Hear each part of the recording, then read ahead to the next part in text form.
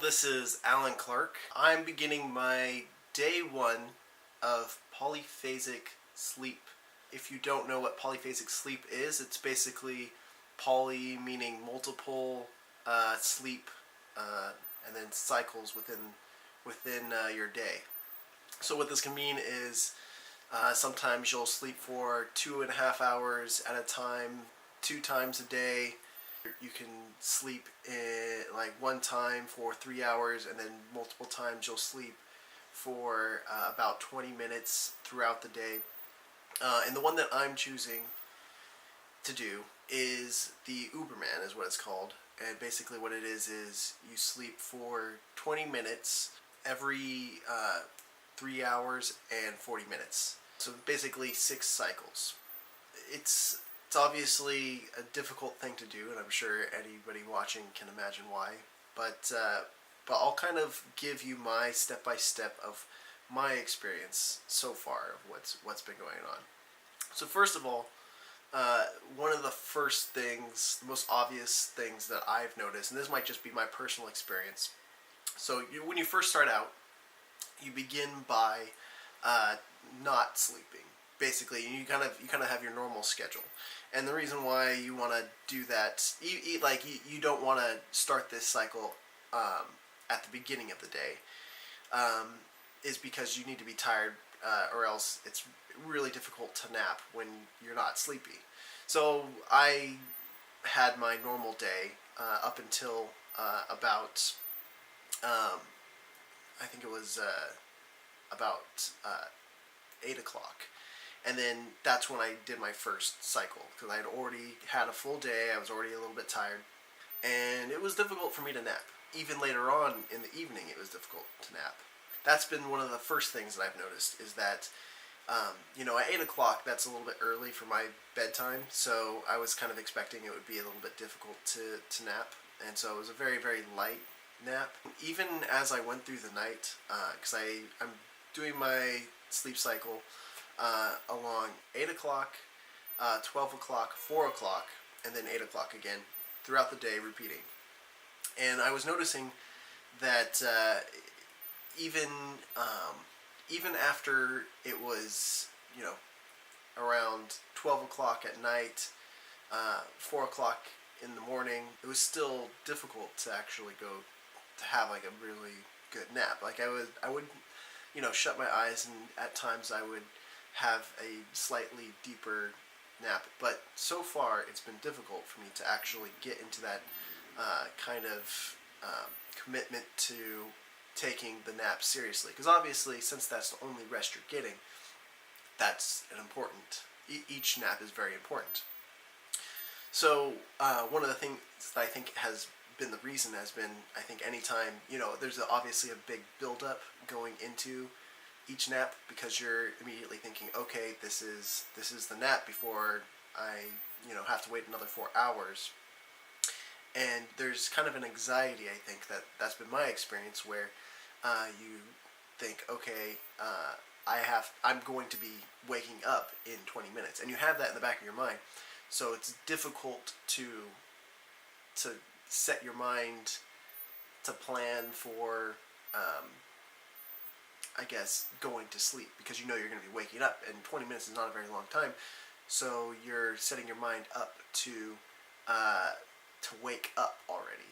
Another thing that I've noticed is that I felt like you really start to feel kind of the bags under your eyes, like you can kind of feel it puffing a little bit. So that's been, I don't know, that's been kind of weird, but yeah, like I think that's just kind of sleep deprivation, and we'll see if that continues, or if that's just because my body hasn't adjusted yet, and so I'm literally having sleep deprivation. But hopefully, the more my body adjusts, the better it'll handle that. I've tried this. I tried it once in college, and that's where I kind of saw some of the issues with doing this. Obviously, if you want, and if you look online, you'll see plenty of people talking about one of the main issues, and that's that if you do this, then you basically can't do anything for more than 4 hours. The reason why I can now do this is because I'm now working from home, whereas before I was, I had classes and whatnot, and so I learned, that and that's kind of I think the biggest criticism that most people have had is that you can't really schedule your social life. I also went to film school, so you have sets that are 12 hours long, and so it's very difficult to take 20 minutes randomly throughout the day.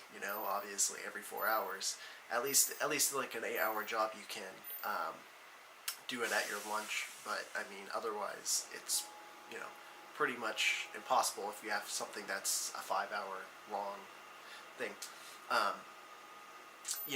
And that's where you might want to look more into some of the other polyphasic sleep schedules, where you might have a bigger chunk. And this is something that I thought about. I'm trying to do the Uberman this time. Something I have thought about doing is like a larger chunk at nighttime, and then that way I can have larger awake cycles during the day. But right now I'm focusing on the Uberman. So the other thing that so going back to the things I'm going to be looking at, so how quickly I fall asleep, that's going to be one thing that I'm going to be really paying attention to, because that's been tougher than I thought it would be. Obviously how lethargic I get, how zombie-like I get, which that's commonly, what's said during the Uberman, is something that happens. So that's the second thing. Also, how it affects me physically. I actually did some running this morning. Even though I was staying awake, I did some running, and I ran about 1.5 miles. And I was doing that partly because I want to try to, I don't know how well I'll be able to do it, particularly as my body's adjusting, but I want to try to keep my body doing physical activities that I normally do, which I do, I do ab workouts, and I do upper body workouts, and sometimes I'll run as well, so I want to do that stuff still. So that's going to be something to look at. I also am interested in seeing the food, like how hungry I get.